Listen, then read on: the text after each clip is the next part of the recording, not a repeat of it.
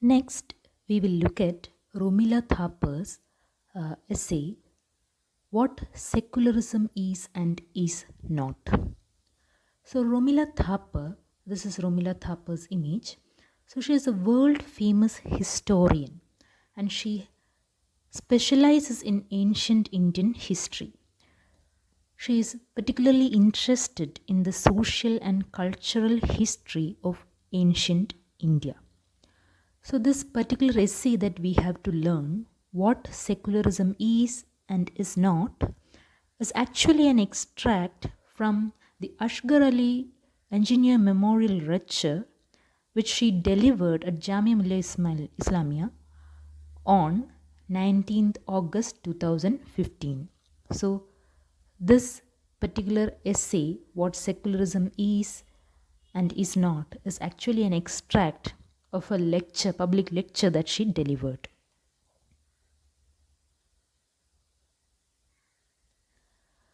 So, in this excerpt of her lecture, she focuses on particular aspects. First aspect is Indian society and the idea of secularism.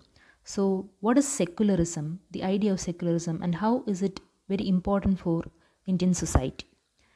Then she defines Indian secularism.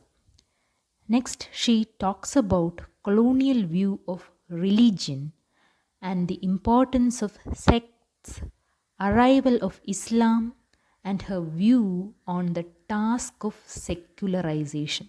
So, how in Indian society the people in India can be secularized. This is a task in itself. So, these are the important aspects that she discusses on her lecture. So, let's have a look at the important aspects that she discusses in the essay. So, the first aspect that she points out is what we need to do to be part of a secular society. So, we have to stop identifying ourselves primarily by religion, caste, or language. We have to start thinking of ourselves primarily as equal citizens of one nation. So, our religious, caste, class, language, regional identities are not, or it should not be our primary markers. It should not be the primary aspects that form our identity. Instead, we should think primarily of as equal citizens of one nation, that is, Indians. Next, to be part of a secular society, it requires a mutual obligation between the state and its citizens and between citizens themselves. So, the state and its citizens should involve in a mutual obligation to each other, and the citizens themselves have to involve in such an obligation with each other. And this kind of an involvement should not happen just theoretically but practically too. We have to follow or we have to oblige to our social laws, civil laws, practically too, not just in a theoretical way. So in her lectures, she points that the identity markers like caste, religion, language, and region are just secondary to our identity. They are just secondary. It should never be primary. And what should be our primary goal? That is to ensure rights of citizenship. So every Indian should ensure their rights of citizenship, and the social systems, institutions that are prevalent in India should ensure the rights of each and every citizen. So that should be the primary objective of any nation, any state, and the citizens living in that state. So next, she defines and discusses about three important concepts. So let's have a look at the kind of concepts that she discusses. The first one is secular. So what do you mean by the term secular? So according to Thapar, she relates the word secular to the world. So it is distinct from being religious. So, by the term secular, it doesn't mean that you are being religious. In 1851, when the term was first used, it had only one basic meaning. So, laws relating to morals and social values were not created by divine authorities, and they did not require their sanction. So, civil laws, social values, these were not created by religious organizations or divine entities. So, thus, such laws do not require the sanction of religious organizations.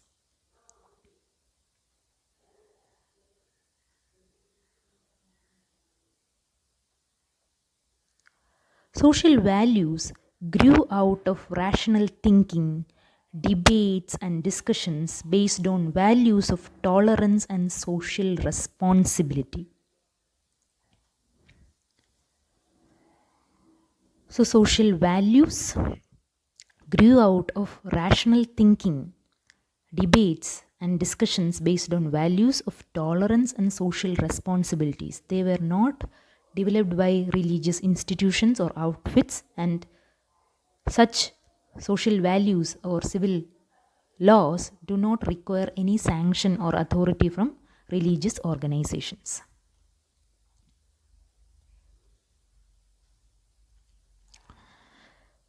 So they should be observed as laws in themselves. So social values or civil laws should be observed as laws in themselves.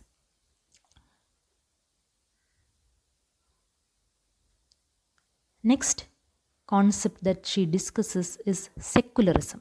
So secularism questions the control that religious organizations have over social institutions.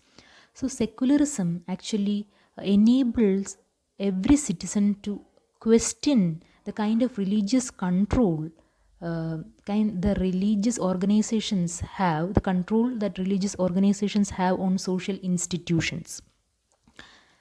Like for instance, if the matter or if the issue is related with the temple, the religious organization has the right to deal with it. But if it is related with the government institution, no religious authority can decide on what to do and what not to do. It is a public institution, and the government and the citizens have the right to deal with it. So that's what secularism questions. Secularism questions the control that religious organizations have over social institutions. It extends to and ensures the functioning of the entire society. So the rule or the prime concern of secularism is to extend to and ensure the functioning of the entire society, not just one religious institution or a social institution, but the entire society.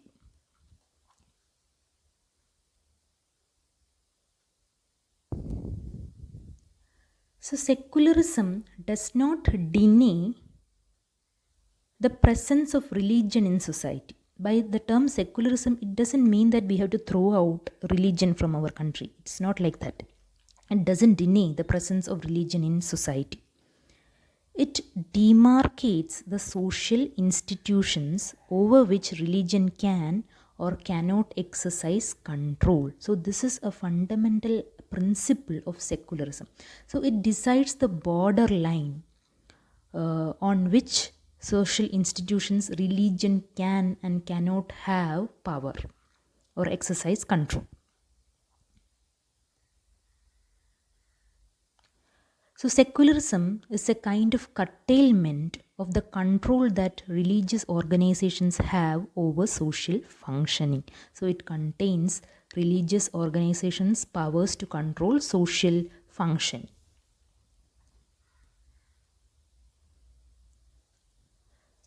The next term that she discusses is secularizing. Okay, so secularizing is the process by which society changes and recognizes this distinction that we achieve through secularism. Okay, so secularism separates religious outfits or religious organizations, its control over social institutions. So secularizing is the process by which society changes and recognizes this distinction. Okay, so secularism and secularizing is closely related.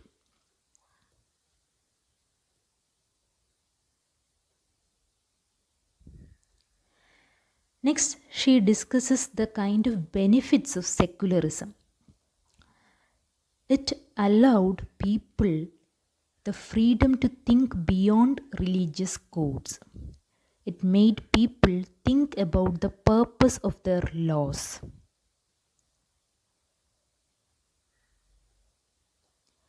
Secularism enabled people to think and reason. People, if they had to think and reason, they had to learn to think independently. So, to think independently, they had to be educated, and thus, education became necessary for free thinking and reasoning. The next significant aspect that Romila Thapar discusses in her lecture is the relationship between religion and state. So let's have a look at it. So, religion actually originated as a personal emotional need. It was originated out of a personal emotional need. And the functioning of life and universe, this was attributed to supernatural power. So, once when the ancient period, human beings didn't know much about the universe or world or what happened around them. So, to understand the unknown, they made religion. So, it was born out of a personal need. So, it helped, in a sense, to understand the functioning of life and universe, and this was attributed to a supernatural power, that is God. So, God created the world, nature, whatever happens is outside of our control. It is God who decides these things. That's what religion actually says. So, people who believe in religion believe in this principle. And later, it became a complex, organized religion. So, something that was born out of personal need became as an organized institution. Okay. It formed as institutions that tried to control society and politics. Sometimes it is parallel to government authority in some places. So it works as a parallel entity or parallel authority to government in certain countries. For instance, the current situation that is happening in Afghanistan. So the Talibans have taken control of the country Afghanistan, and their social systems are being based upon their religion. So their religion professes that women shouldn't go outside homes, they shouldn't participate in works or professions, they should cover themselves completely. Girls are not allowed to learn, girls are not allowed to mingle with boys or their opposite sex. So these are the kind of constraints or controls that their religion imposes. So the Talibanis are trying to bring that into the fold of government or social institutions. This will actually curtail the freedom of women. So here the religious organization or a group of people like Taliban who are whose beliefs and ideologies are based on their religion are actually controlling the functioning of societies. Next, the state. So secularism helps states to have the authority over the making and observing of laws made by human agencies. Social laws are actually the spine of a society. So it to protect the right to live. Social laws enable each and every individual to fight for and protect their right to live. It ensures no discrimination occurs in a society. So, any kind of discrimination based on religion, class, caste, gender, region, language, these are these cannot be allowed. It is intolerable in a sense. So, social laws actually ensure that this kind of discrimination never occurs. Social laws should provide basic aspects of welfare in a modern state. So, this is the kind of relation between states and religion. So, if religious authority is not confined or controlled, it will overpower and hamper the harmonious functioning of social systems.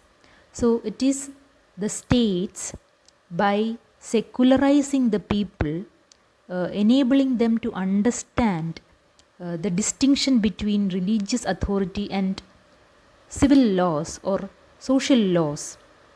This will ensure the harmonious functioning of the society within a country. So, as a conclusion, Thapar suggests that religious authority in no way should control social laws. So, ensuring equality is fundamental to any society. So, that's how she ends her lecture. Next essay that we are going to discuss is Artificial Intelligence by Gareth Southwell. So, Gareth Southwell, this is the image of Gareth Southwell. He was a British author and professional illustrator.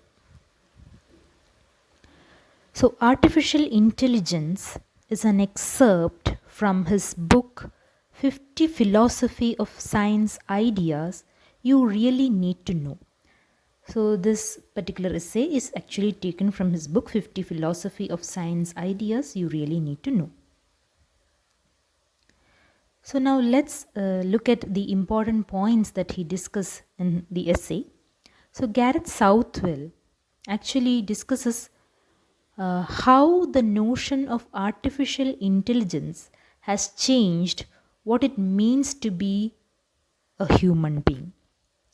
So, this whole concept of artificial intelligence has actually made people think what it actually means to be a human being. So, for you to understand this very simply, the movie,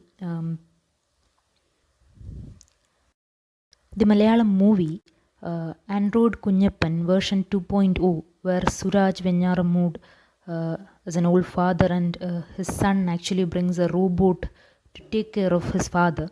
So, how that robot transforms into a human being, his own son for this father. So, how Suraj Venyaramud starts to think about him as a human being. Okay, so this kind of a complicated notion is what Gareth Southwell is actually discussing in this article.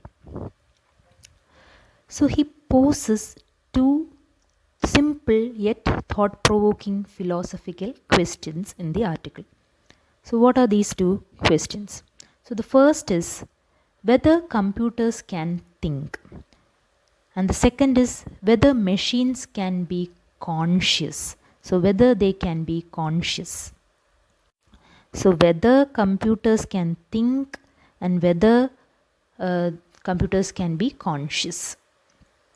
So these are the two thought-provoking questions that he moots in his essay.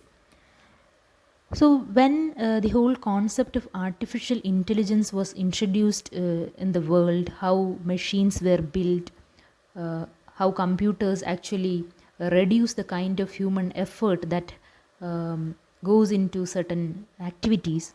So human beings are forced to think what it actually means to be a human being.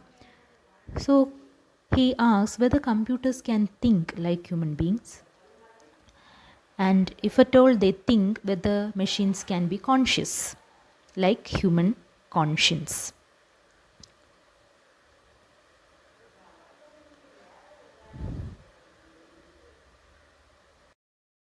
Well, in the essay actually argues a couple of significant aspects that suggest why it is important to be a human being, not a machine. And even if there are machines which are invented by human beings for the sole purpose of reducing the kind of labor or effort that humans have to put in to finish or fulfill a particular task, nothing can replace human efforts or human intelligence. So computers are programmed by humans. So the first thing that we have to remember is these machines were actually programmed using human intellect. So their intelligence is partly an embodiment of human intellect. So a machine or a gadget that is in front of you, the kind of smartphones that you use, the kind of computers that you use, all these are a form of human intelligence. So these were made up with strong efforts, with um, so the kind of gadgets like smartphones or computers, for instance, the smartphone that you have at your desk, that is actually made by human intelligence, human effort. So lots and lots of research work happened, so many experimentations happened. After a number of failures, actually human beings succeeded to produce or invent a smartphone. So that is actually a form of human intelligence, an embodiment or a form of human intelligence. So, though computers may outperform humans, they fail to comprehend many facts that only a human can.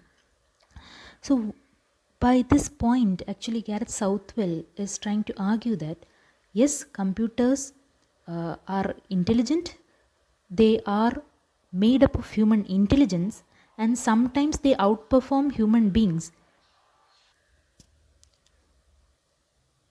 So these gadgets, these computers, these technologically developed instruments, they are actually made to reduce the kind of human effort that goes into certain activities. So it is obvious that computers or gadgets, artificial intelligence may outperform human beings at many occasions, but these electronic devices, these technologically developed uh, things, they often fail to comprehend many facts that only a human can. So, to illustrate this particular point, we can actually take the example of Chitti in the movie Robo, where the robot actually brings out a young girl who is bathing, but suddenly a fire happens. So, it's a serious issue. Casualties may happen. So, to save her life, he doesn't think that the girl is naked, so he just takes her out.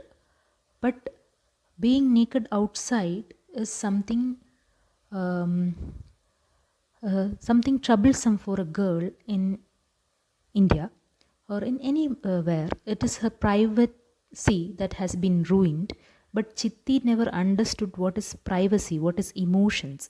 So that's why he was unable to understand the girl's emotion, and he brought out the girl to save her life.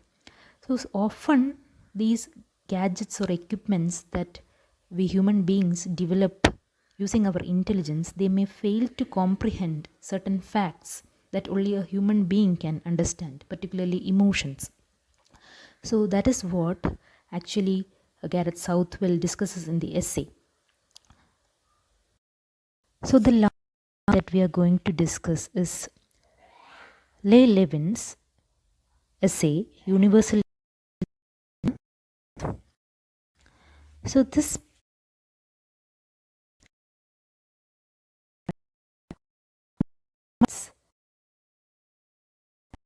human rights question by so British specialist approved by the UNESCO education for peace.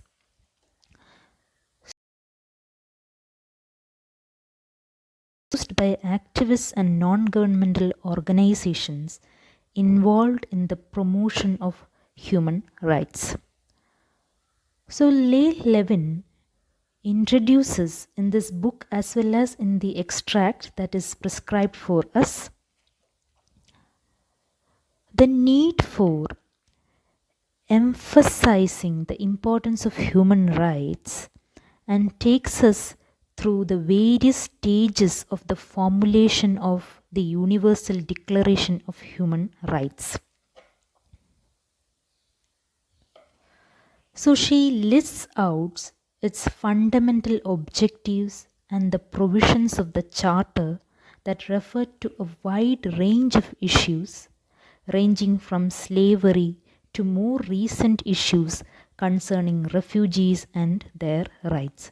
So, in this particular essay, we get a kind of historical recording of how human rights as a particular discipline and a fundamental concept it developed, what kind of social, institutional reforms that underwent to formulate the fundamental principles of the concept called human rights, and how it is still struggling to implement the important aspects of this concept all over the world. So let's look at the important points that she discussed in the essay. So the first point is that the idea of human rights as an is more or less a phenomenon. So this idea of human rights, though it is integral to any consideration of human life, it was ever prevalent whenever discussions happened with regard to human safety, the right to live, and so on. But as a form of discipline, this is a recent phenomenon. So, this concept has always been an integral part of any consideration of community living. So, in the essay, she talks about the kind of laws, kind of charters that were introduced throughout the course of history during the First World War, Second World War, American civil rights movement, French Revolution, and so on. After a particular movement all over the world, form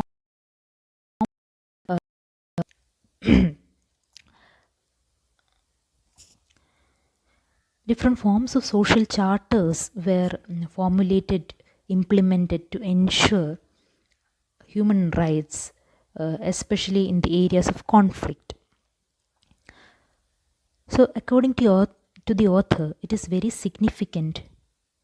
What is very significant? That is, the ensuring of human rights as the fundamental principle is very significant today, as serious violations of human rights are being reported. One very significant example is what is happening in Afghanistan right now, as the Taliban occupied it. So, grave erosion or confinement or curtailment of fundamental rights, human rights, civil rights, right to life are being obstructed. So it is very essential that each and every person understand the concept known as human rights and the kind of human rights is violated.